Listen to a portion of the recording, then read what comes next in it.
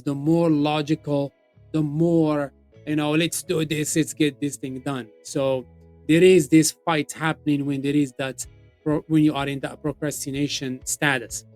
Now, something to note here: these two systems actually, or parts, work well together. It's actually, they they work well together more than they don't work well.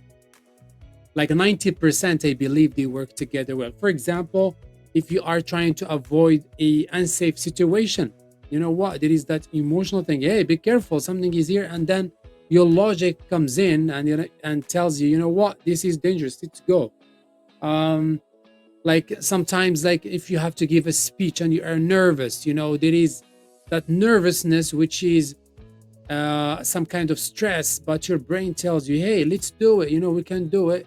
And you end up using both sides to do a certain task. Now,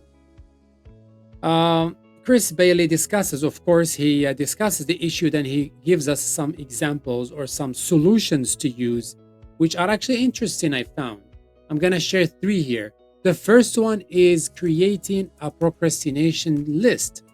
And this is actually a fantastic idea because, say, you are working on a project, then you feel like, ah, I'm tired. I don't want to, I can't continue. I can't keep going. So, what you do, you bring your procrastination list and you do it. Boom, boom, boom, boom. And that list should have, the important things, like sending important emails, or like ordering something or whatever. You're going to build the list based on your project. The other thing is list the costs. This is basically applying the cost benefit analysis to, if you don't do this task, what's going to happen? If I don't file my taxes on time, what's going to happen? Maybe I'm going to get hit with a big penalty and those arrears, and ended up paying extra, right? And the other one, he said, just start. He said he didn't want to use the term just do it, but just start, because doing it is not easy, but starting is all what is about. He actually uses he quotes Rita Emmett, an author of Procrastination Handbook, that says sometimes, or actually not sometimes, she said that the dread of doing a task uses more energy and time than doing the task itself.